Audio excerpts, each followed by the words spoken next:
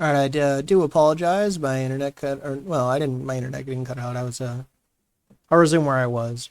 I ran out of storage. Kind of embarrassing, I know. Tearing and ripping, ripping and tearing, tearing at the things I love, tearing at my very being. I am no longer myself. The spirit of wrath knocks at my door, and I'm foolish enough to let it in. 4 days later. Doc, have you ever looked at someone and your heart just melts? I'm sorry about what happened. I still can't believe she's really gone. He jots down some things on his notepad. How does it all make you feel? Empty. I really don't feel anything anymore. It's a bit hard to describe, really. You know what nothingness feels like, Doc? Here. Okay. Okay. Your mind has something to do with the process being in shock. Put her in your room. Okay. Start. This period can be dangerous time for you. I'm recording her right now. A lot of different emotions may go through your mind.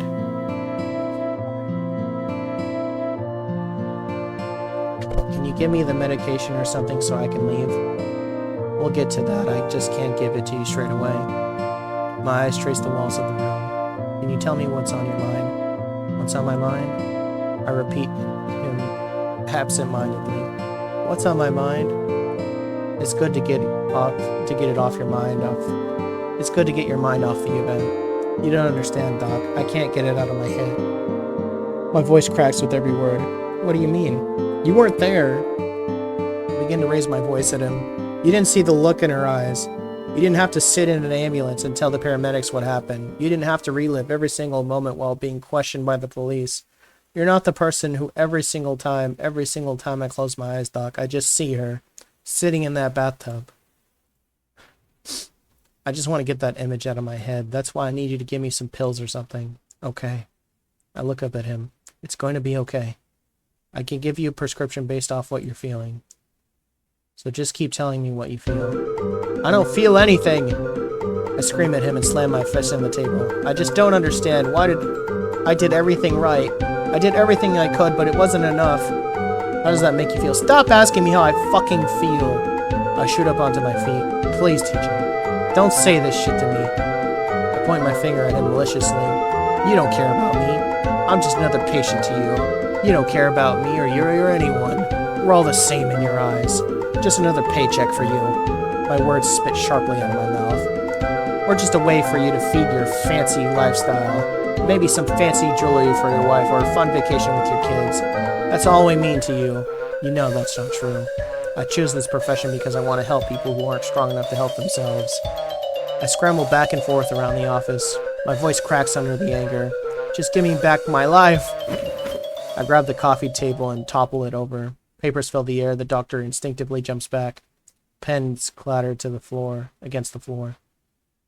You sit in your chair and ask me a couple of questions and then send me on my way. You talk about trauma as if you know what I'm going through.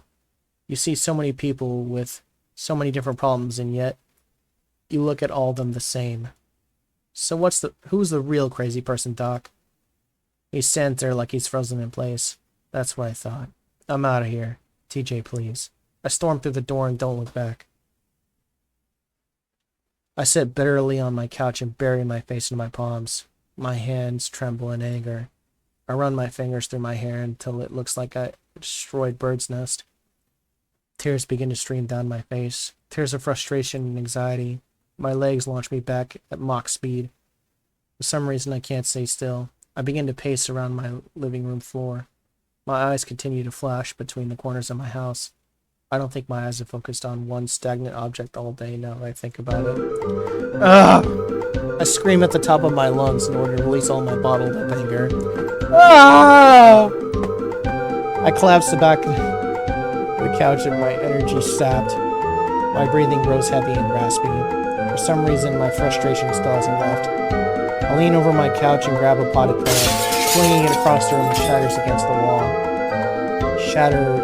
Shards ricochet in every direction. My heart continues to beat furiously. If this goes on any longer, my chest is going to explode. I throw my body onto the wall. With a thud, my knuckles collide with the sheetrock. Again. My fist goes through the wall. I slowly retract back my hand. My knuckles are covered in blood. My right arm is in a sling and my left hand is bloody. Absentmindedly, I stare at the red patches of lost skin around my knuckles. It's funny how the same color we use to represent love also represents anger. I guess they're more or less the same. They can both destroy something within seconds, but both only ever end up in pain. My body gives and I fall onto the floor.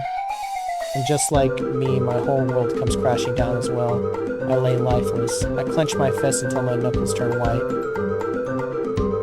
I let out a long breath. Eventually, my body relaxes and the color of my knuckles return. My heart still continues to beat irregularly. I take a look at my wounds. I just don't understand. Why me? Physical exhaustion eventually overtakes my hyperactive mind and I find myself drifting off to sleep.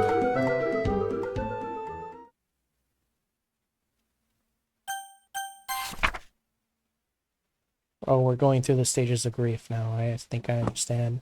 Bargaining. Why wasn't it me? Take me instead. But leave her here. I lie awake in bed, flooded with all my fears, because it should have been me. I don't know what went wrong, how she got away. I should have known along I couldn't make it all okay. I should have been me. I'll change my way of life, just to see her again. I'm in so much pain and strife. I guess that this is the end, so just take me.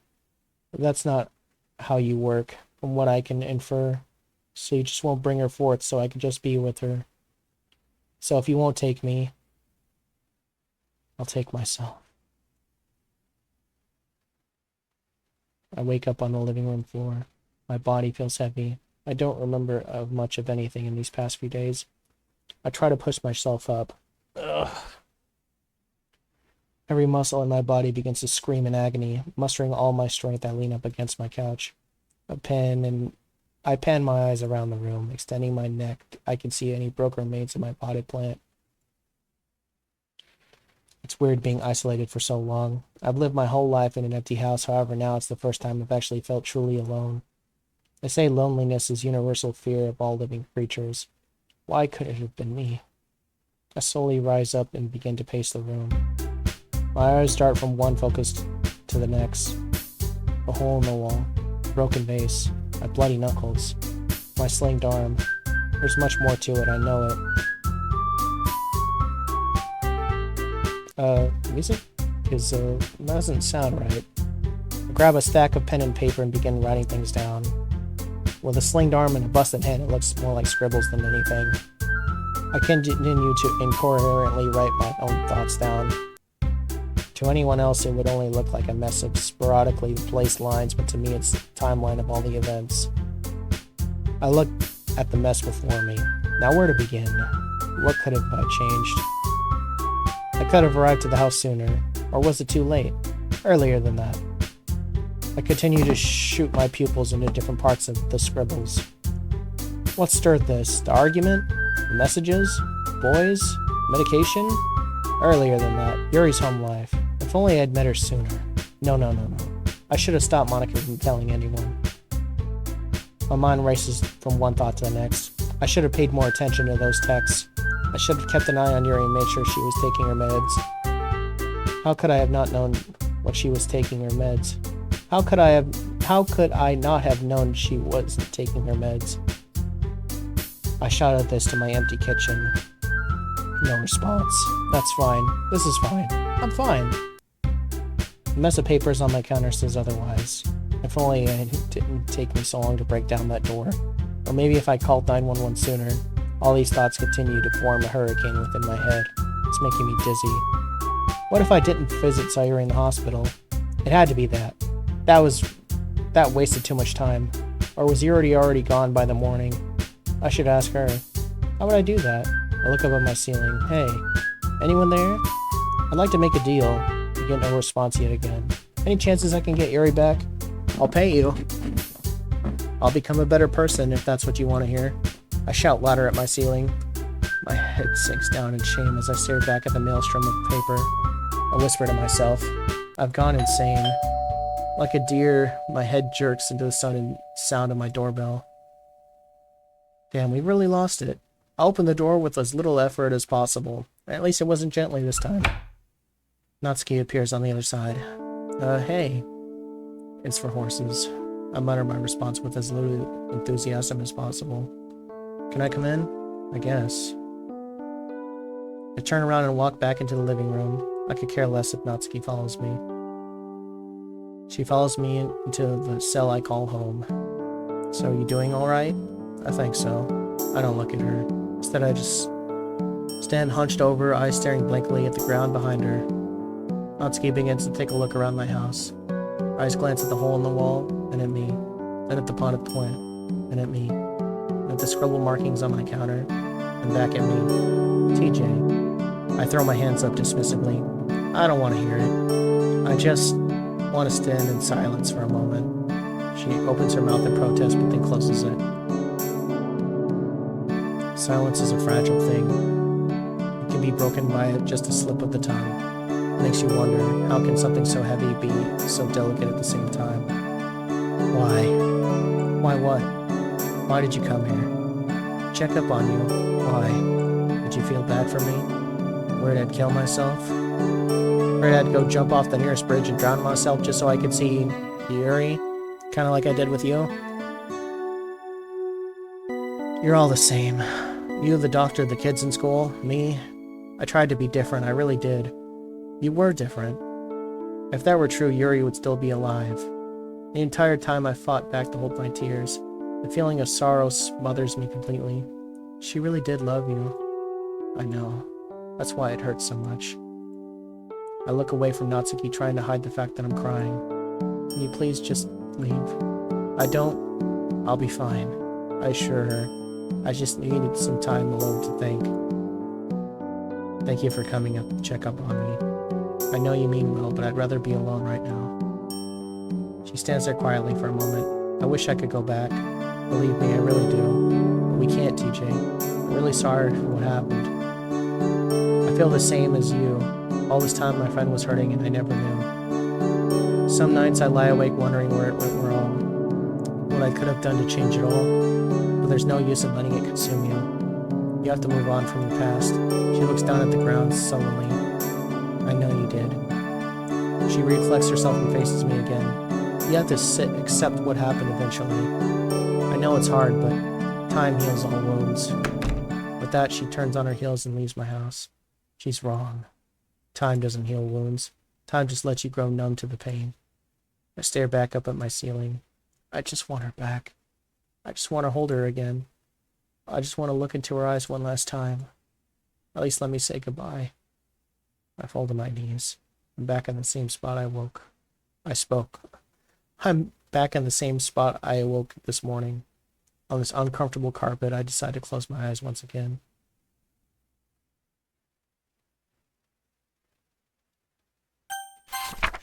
Depression.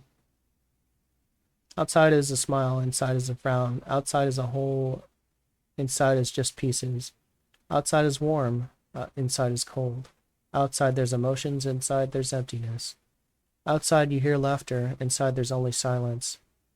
Outside there's a smell of flowers, inside it's rotten and tainted. Outside is a bright sunny day, inside is dark and stormy.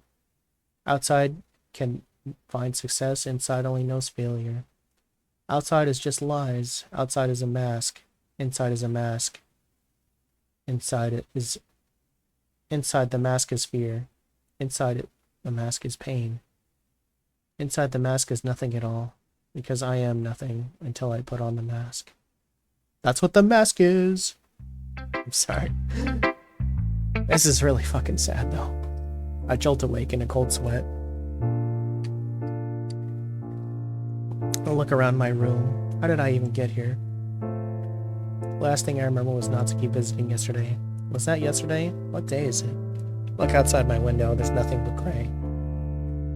I climb out of my bed and immediately fall to my knees. My head is throbbing. I head towards the bathroom to cool off. I turn on the cold water and begins to rinse my face. Over the running faucet I hear ominous noise. You failure. Huh? My head jerks up to find myself faced with my own reflection. He has a twisted grin on his face. What's happening? You couldn't save her. What's wrong with you? You know how important you were to her? Stop it. You let her die alone. No. Stop it. She died alone. Shut up. I cover my ears with my hands. I squeeze my ear so tightly my ear canals begin to hurt. You're not real. Oh, I'm as real as you are. I am just a reflection of you after all. You or I, in fact, the matter of way. He or I say that in a matter-of-fact way. You can't hide from yourself. Stop talking to me. You know how much you meant to her. Why are you doing this? You meant everything to her. And then you just yelled right into her face. This is insanity. Insanity? Did I ever tell you the definition of insanity? Shut up, please. I leaned my head atop the counter. My tears leave my eyes as I crash onto the tile. You're going to need a wet floor sign. Fuck you. Well, that's no way to speak to yourself. I hate you. You seem to forget that I am you. And therefore, you hate yourself. It makes sense, really. You're mad, depressed, in denial. Those terms sound familiar? I'm not depressed. Is that why you've been crying? Why you scream when no one can even hear you? I sure hope you don't try to hang yourself. Shut up! I punched the glass self in the face. Shattered pieces fall to the ground in symphony of crashes. I stared down at the broken pieces. With shaky hands, I pick up a long shard of glass. It's only thick enough for me to see my own eyes. It scares me, the emptiness in my eyes. I look up to what remains of my mirror. My condescending self is gone, broken. My eyes shoot back down to the shard in my hand. With my right hand, I firmly grasp it. My vision begins to crane toward the blank canvas that is my left arm. Like writing a book, right? My glass is my pen. This glass is my pen. My blood is the ink. I press the cold glass against my skin. My body shivers upon contact. My hands continue to shake violently. I angle the blade long ways and clench my eyes shut. Just one cut. I just have to see her again. I can't go on like this. I want to be with her again. I just want to see her. My breath growing heavier and heavier. My arm refuses to move. Do it. Do it. Damn it. I drop the glass shard and it breaks in even smaller pieces upon impact. I can't do it. My breath grows shallow. I slide down my bathroom wall until it reaches the floor. I can't do it. I huddle into the fetal position on the freezing tiles. My body lays still in a puddle of blood and tears. Broken remains in my mirror in front of me. Tears continue to pour out my face. Why, Harry? Why is it that every time that you make me cry, I love you a little bit more? I continue to cry until I can't cry anymore. I cry until I no longer feel the pain inside.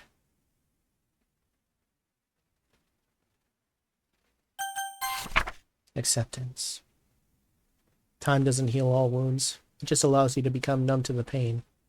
It's a long ride. There's been a lot of things I wish I didn't do. I bottled up all my pain inside, but now I have to let you go. I have to let go of you. The memories we made, all the time we shared, all the love we gave, and the perfume in your hair. Your name etched into my heart, your laugh will ring through my ears. I refuse to let me be torn apart. I won't be consumed by my fears. I continue life with you in mind and live every day just for you. The wounds will heal given time, and you sit there in that blue sky. You lay there still without a sound and fly up to heaven's sky. The casket sinks into the ground, and thus I must say my last goodbye to my amethyst angel. My eyes never open so slowly. What? My body begins to go into a state of shock. What the hell? How did I get here? I bend my eyes across the landscape. How am I here? I was at home. I remember falling asleep on the floor. The low-hanging sun blinds my vision. I raise my hand to shield my eyes. Suddenly I spot a figure in the distance. I slowly walk towards it. Slowly but surely the figure starts to take a form. Huh? I pick up my pace. Yuri? Yuri! I wave my arms to get her attention. Eventually I arrive just a few feet from her. She finally notices me. Hello, TJ. I take a look around the landscape. Yuri has turned towards me as if she's looking back at the same scene as me. She gives me a sidelong glance. Yuri, what's going on? What do you mean? Am I dead? Do you feel dead? I pat my hands along my body. No. Is this a dream or is this real? Are dreams just reflections of the real world? Now is not the time for riddles. I began to take steps and reach out for her. Oof. What the? Press my hands in front of me. Ripples float through the air. There's some sort of magical barrier between her and me. Yuri, I can't get through. I bang my head against the wall. Yuri finally turns towards me. You're not ready yet. What? Her voice has an echoey, almost angelic sound to it. It sounds far away, but so clear at the same time. I don't know if I'm gonna be able to get through this. Oh boy. No, please. Please let me in. I wish I could. But if I let you, you wouldn't be able to go back. What if I don't want to go back? I want to be with you. I know. You have others who rely on you. They need you too. I'll just let them down. Like I let you down. Yuri gives me a puzzled look. I'm sorry. I begin to cry. My tears gliding down my cheeks to my chin before crashing down to the earth. I'm so sorry. This is all my fault. I shouldn't have yelled at you. I should have been there to support you when you needed me. Tell me, TJ, why do you blame yourself? Isn't it obvious? I didn't do anything to help you. You have no idea how much you helped me. If it weren't for you, I wouldn't have taken my life long before. I would have died without at least knowing what true love is like. I can't imagine a worse way to go. But I don't want you to go. I respond in a shrill voice. It hurts to talk through my tears. Hell yeah, it does. I can't do this without you. Did my poem not mean anything to you? It meant every word I said. How can you be so quick to forgive me? TJ, you were never to blame in the first place. I hang my head and continue to sob. Now the tears just spill straight from my eye sockets. I don't know what to do. I need your help. There has to be some way to bring you back. I think we both know that's not possible.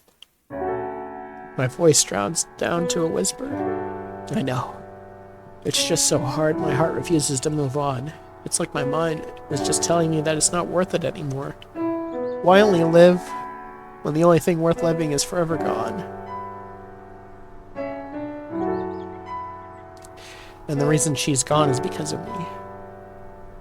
I continue to hang my head in sorrow and watch as my tears hit the dirt. Can you answer me another question, TJ? Okay. Hypothetically, if you were to get diagnosed with cancer tomorrow, would you blame yourself for getting sick? What? That was a random question. No, I wouldn't. She steps closer to me and close as this invisible barrier will allow her. Why do you blame yourself for having depression? I look up at her. Yuri stares at me. No, not me. It's like she's staring directly at my soul. She's staring at my true self. Trinity_Glassfield left. I'm found speechless. The words she's saying toss and turn in my head. You have to go now. Wait, but you have your own life to live. You have other people counting on you. Please don't make the same mistake I did. What about you? What about us? She gives a soft smile. I can wait for you. Perhaps when I see you again we can hold hands just like we used to. Now it's my turn to give her a soft smile. A soft teary-eyed smile. Yuri, I think I finally learned what love is.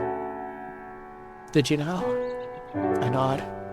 She gives me a look as if she knew what I was going to say about this whole time. Perhaps you can tell me what the meaning is when we see each other again. Trinity_Glassfield joined. But now you have something... Well... But now you have someone waiting for you. What? TJ? TJ? Where are you, TJ? Huh? I wake up in cold sweat on my bathroom floor. Well, I need to blow my nose. Holy crap. I'm in the fucking mix right now. Ugh. Ugh. What happened? Where's Yuri? I look around trying to collect my bearings. The shattered remains of my mirror on the floor. I finally realize where I am. Hello? Anyone home? A familiar voice calls out from my bathroom door. Sayori. She can't see me like this. I attempt to get up. My head feels like it's splitting open. I press my hand against my forehead and shut my eyes tightly. I can feel my brain pounding against the front of my skull. The bathroom door gently opens. TJ! TJ! Of course, it had to gently open. Sayuri rushes over to me. TJ, what did you do? Her eyes begin to scan the room like a detective. She notices the glass on the floor and the blood on my knuckles. Sayuri grabs my wrist and examines my hands. You punched your mirror? She says that with a disappointed tone. I didn't like what I saw. TJ. You think you're ugly? Because you're not. I think you're very cute. Concern. The corners of my mouth slightly curl. Thanks, Sayuri. Now let's clean you up. She searches the cabinet for some bandages and peroxide. Bingo! Let's get you off your butt. Sayuri throws my arm over her shoulder and pulls me up. I try not to put my weight on her, but as soon as I stand up, my eyes are in another dimension. I become dizzy. Sayuri supports me. Here, lean on the counter. She carefully sweeps off any excess shards of glass. I do as I'm told and rest myself on the bathroom counter. What are you doing here? The doctor told me I was in a good enough condition to leave. So I figured before I went home I'd visit you. And I'm glad I did. How long you've been on the floor? I shake my head. I have no idea. Sayuri gives me a pouty look. You really shouldn't sleep on the floor. It's bad for your neck. I know. I still find myself victim of one of Sayuri's lectures. She gestures for me to raise my hand over the sink, and I do so. The bottle of peroxide hovers menacingly over my hand. This is gonna sting. I know. Sayuri tips the bottle. Keep my mouth shut tight, not to show any display of pain.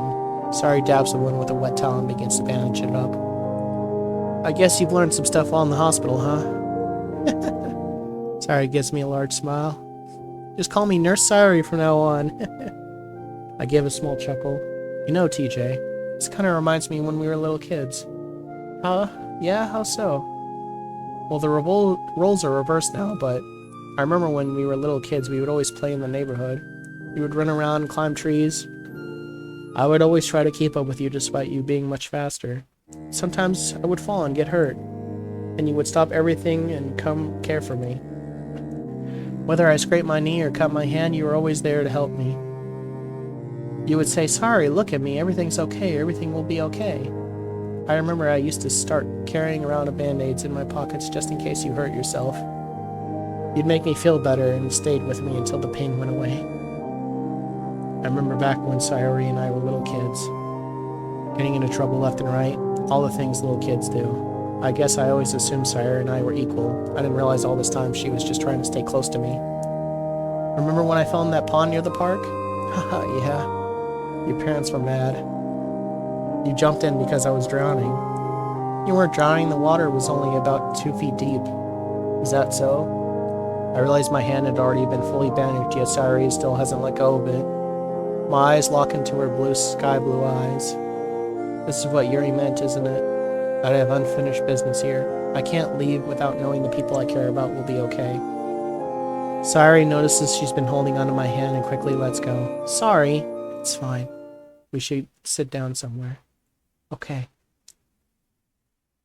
Sayuri and I step into my room. I take a seat on my bed. Hey, what's that? Sayuri walks toward a small wooden box sitting on top of my nightstand. It's looks like a radio. Yeah, it is. I remember when Yuri gave me that radio as a gift. Now it's one of the few things I have to remember her by. Sayuri bends down eye level with the wooden radio. Her eyes dazzled like a child's. She brushes her hand along the edges. Eventually her fingers find the dials, and then the room fills with music. Not a bad tune. I like it. Sayuri begins bobbing her head up and down to the rhythm. This is really cute. Where'd you get it? Yuri gave it to me. That's sweet. Where's Yuri now? She doesn't know. That makes sense. She's been in the hospital this entire time. Sorry, why don't you take a seat? Okay. Sayuri gives me a look of concern. She sinks down next to me. Where do I even begin? I guess I should start from the beginning. All the way from the beginning. Remember the day when Yuri and Monica got into an argument and Yuri ran up the room? I tell Sayuri the whole story. I give her as many details as I can over what's happened in the past several months. Well, everything minus the past few days. No, that's not true.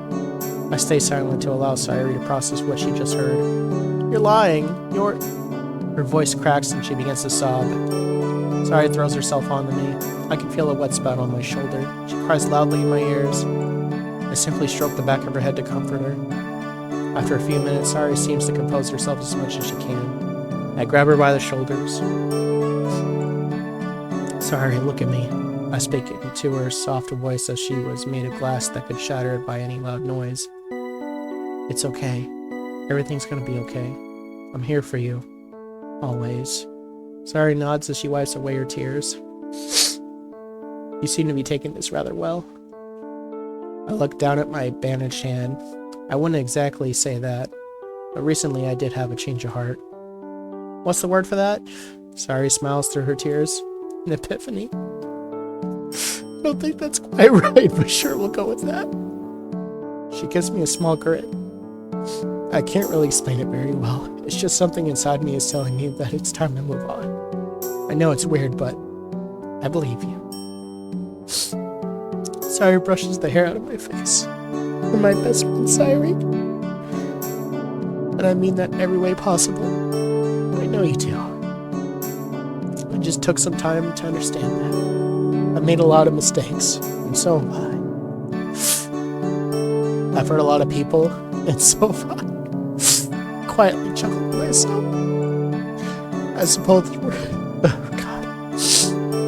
suppose we're both this huge messes, huh? And that's why we make such great friends. She gives me the most sincere smile I've ever seen and rests upon her face. I suppose I was wrong, Sayuri. Huh? You can't really fully get rid of depression. Not alone, at least. I turn to my bathroom. Don't make the same mistake I did. Yuri's words ring through my ears. I think it's best if we take this journey together. No one can battle their demons alone. I'd think I'd like that. So what do we do now? Keep on living, I suppose. Yuri may not be here physically, but she believes she's somewhere out there, waiting for me. Sayuri stares over to my bathroom as well. Then she looks at my wrist. There's a small indent where I pressed the glass against my arm. I need you to stay here. She places her small hands over the area of my arm I nearly cut open. Please. I stare at her, peer straight into her blue eyes. They were her windows of her soul. I'll stay here. I grab her hand and entwine my fingers with hers. You promise? I promise, Sayuri. My story isn't over yet.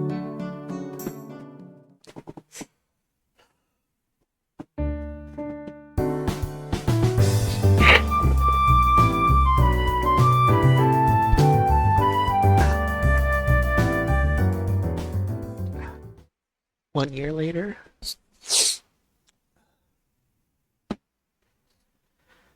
I wake up to the sun telling me good morning.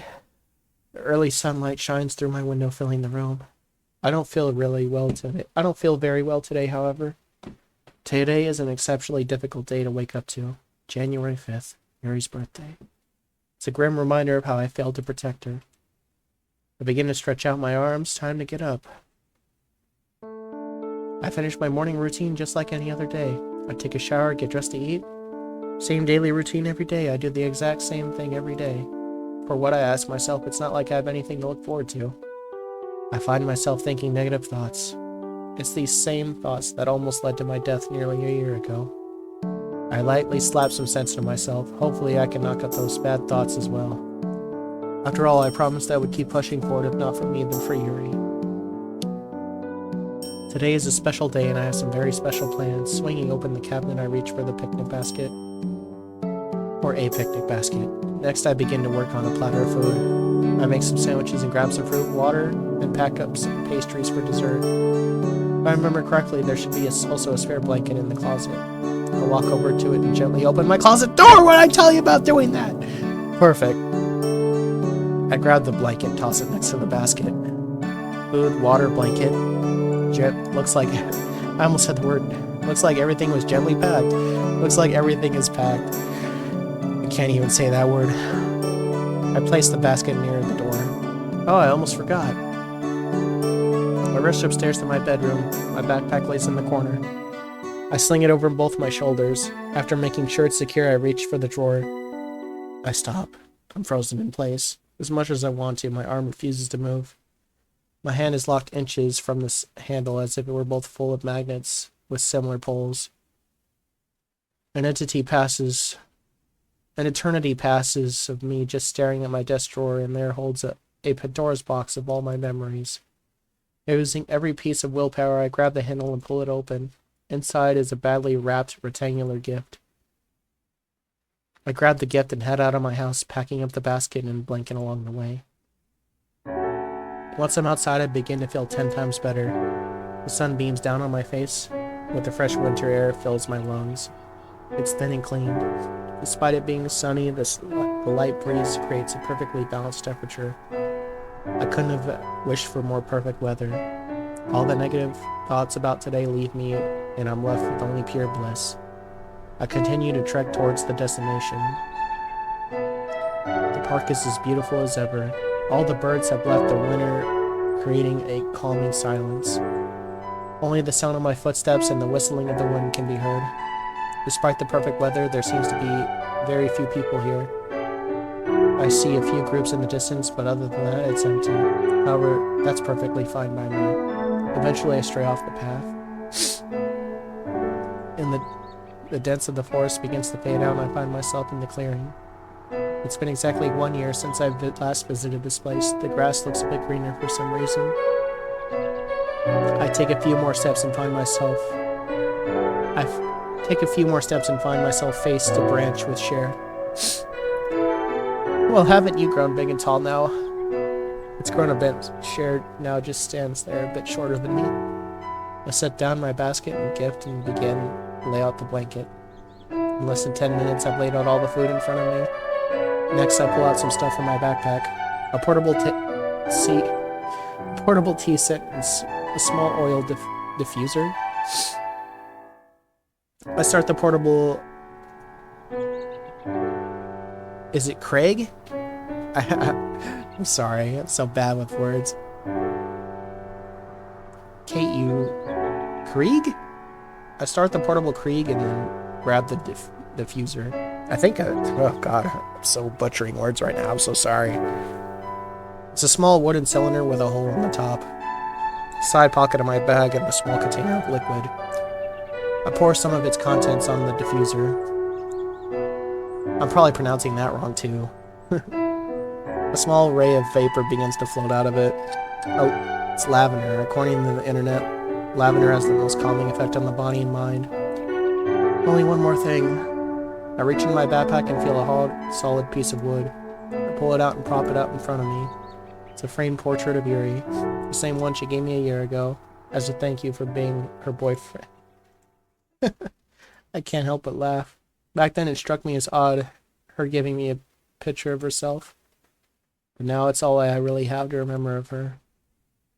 I grab one of the sandwiches and start eating. Ham and cheese, easy to make and tastes great. Having Yuri's portrait here almost feels like I'm not so alone. Hey Yuri, can you hear me? It's been a while since we talked, huh? I miss you, I really do. Yuri's picture does nothing but stare deeply at me. Everyone's doing good. Monica got kicked out of school. As for Sayuri, Natsuki, and I, we all graduated. We all had to take some extra courses in the summer to graduate. None of us really went to school after what happened. But in the end, we did graduate. Natsuki actually got accepted into some sort of baking program at a university. We were all really happy for her. I started seeing Dr. Langton again. He accepted me back even after my outbursts. He's truly been a really big help. He even took up Sayuri as a patient. How great is that? Sayuri's been doing really well with her battling against depression. Sayuri's been doing really well at battling her depression. I can't express how proud I am of her. The wind whistles past my ear. It's weird being outside in the winter. It's weird being outside in the winter when you imagine the sound of nature. Usually you picture birds and chirping. But all the birds have flown south, so there's no nature at all. There's nothing else around but open field, cool wind, and my single cherry blossom. Every so often, there can be a small splash heard from the lake created by some small animal. The only word I could really use to describe it is peaceful. A quick ding interrupts my sincerity. My tea is finished. I pour it into 2 small cups. I place one cup in front of me and the other next to Yuri. The stream begins to rise through the cold winter air. The smell reaches my nostrils. I take a sip. It's oolong, your favorite. I'm no teasmith like you, but I think I did a pretty good job. I actually picked up a lot of new hobbies influenced by you. Tea reading. I even started trying to write my own book, can you believe that? Another small gust of wind blows. Cher leans over and the force of the view. Cher leans over from the forest and a few bunches of leaves spring off. One leaf in particular catches my eye. The sunlight sparkles off it as it floats in around in front of me. Eventually, the small pink leaf descends slowly and lands before Yuri's portrait. How about that? I brought something for you. I reach for the gift that has been beside me this whole time and hold it in front of Yuri's picture to show her. I'll open it for you. I begin to slowly rip open the wrapping. As I do, my vision... Oh boy, I can't. As I do, my vision begins to blur as tears fill my eyes. I finish tearing off all the wrapping to reveal a reticular-shaped object. A book. I run my fingers over the engrossed title. The Sakura's Guide. Remember you told me how excited you were for this book to come out. Well, it's out. I proudly hold open the book. Do you also remember when you made me promise that you...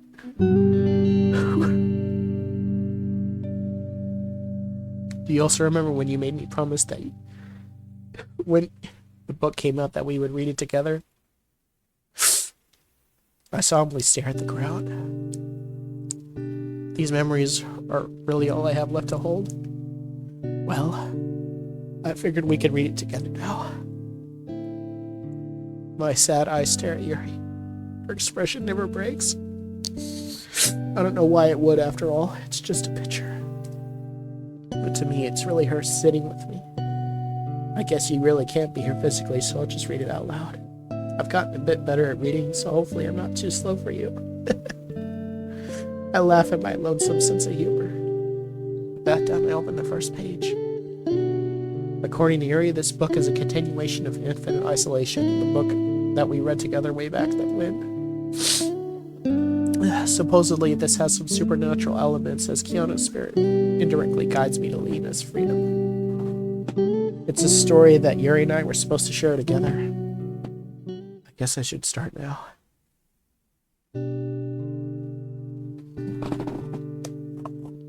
Loneliness is a fear that everyone must face alone. That is what I thought anyway. Perhaps I was wrong. You're never truly alone. There's always someone looking out for you. I come back to my senses. What the hell, I muttered. The door. It spontaneously just opened. I stand frozen in place. No noises can be heard from either side.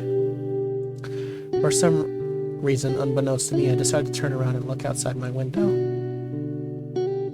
Through the bars of the window, I see a single leaf from the sakura tree float into my room.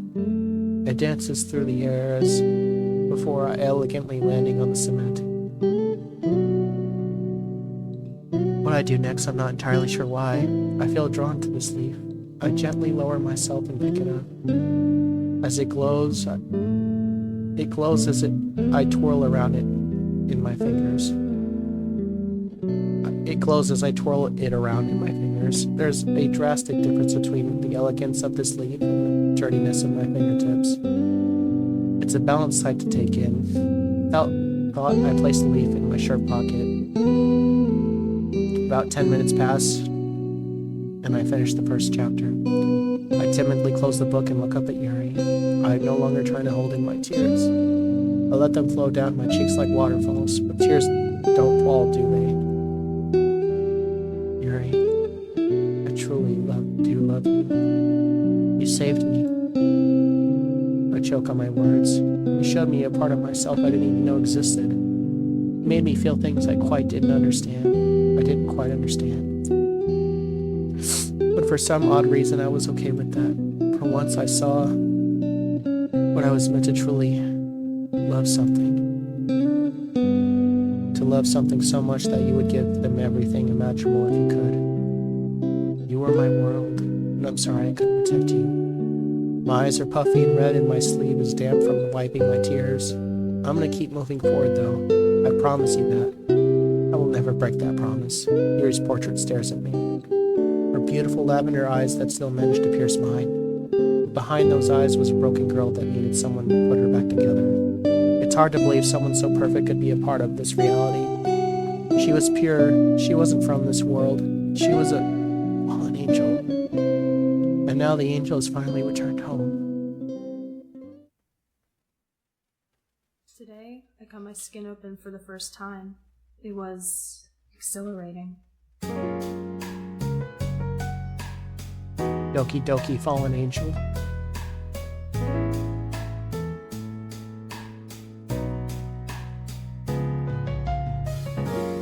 I tend to have this feeling of being labeled an outcast, and every time I look down, I see memories of my past. I write this poem in red ink with the pages of my skin. There's only one solution. I don't care if it's a sin. And all the kids at school, oh, they just don't seem to understand that every single day I fight with the blade that's in my hand. I keep my secrets locked inside. You keep your secrets locked inside. It's close, but I resist. I get close, but you resist. But then he sees the red inked lines that you've written in my wrist. I know you're hurting deep inside. I promise it will be okay. I promise no one will hurt you. We can find that special day. You're too perfect for this world. Your heart is made of solid gold. I promise, pretty lady, that together we'll grow old. I'm never gonna let it up. Just promise me you'll never cut my amethyst angel. It's bittersweet, the things he says, but I don't think that I can change. What is this feeling inside me? Why do I feel so strange? But he is caring, kind, and sweet. He's got passion in his eyes. He drives away the rain clouds, which before had left me blind. but these thoughts still won't leave me. I'm suffocating in this cage. All this pain must be released. Time to scar another page. You went into my world of pain. I went into your twisted world of pain. And you stuck with me throughout. And I stuck with you throughout. Such a beautiful person. So beautiful. You're the one I can't live without. But I can't live with this pain anymore. I'm sorry. I parked my car and broke down your door. Went up the stairs into your room. The rain outside the window poured, and there I stood right over you. The scarlet marks along your arms, the crimson stains upon the floor, the blatant hand that caused the storm and stole the girl that I adore. You lay there still without a sound, and fly up to heaven's sky. The casket sinks into the ground, and thus I say my last goodbye to my amethyst angel.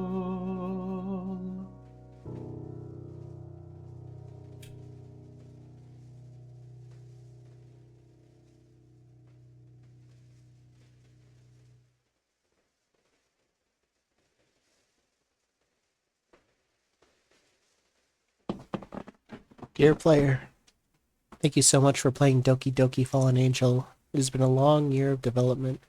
Despite that, I do not regret taking on this project. It has changed my life in so many ways being a part of this community, and being able to share my work has been such a blessing. Thank you for the team.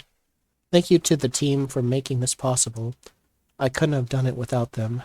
With Fallen Angel, I wanted to tell a story that would hit so many emotions. I wanted to take the DDLC community to a place that it's never been before. I wanted to share a lesson that even I myself need to learn. Over time, this world is limited. The ones with us won't be here forever, so we should cherish the time we have now. Enjoy life as it comes. Enjoy life as it comes. Don't dwell in the past. I couldn't finish reading! Damn it, no! Come back here, I'm sorry! There's still one more thing I have to do. I'll check out the other route and just make sure. Fast forward through time. Make sure nothing is different in this route.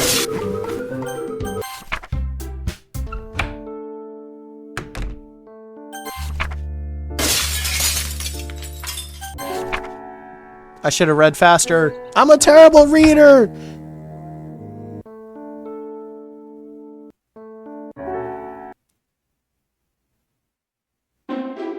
No! Damn it all, no! Don't worry, I'll finish reading it. Trust. Our time in this world is limited. The ones with us won't be here forever, so we should cherish the time we have now. Enjoy life as it comes. Don't dwell on the past or the stress about the future. Enjoy the present before it's gone. If you enjoyed Fallen Angel, then I encourage you to join the Discord, or at the very least keep my name in mind just in case you may be interested in other future works. Once again, thank you, and continue to create your own story. Noah. Thank you, Noah, for making this beautiful thing. And thank you all for watching. Have a good one.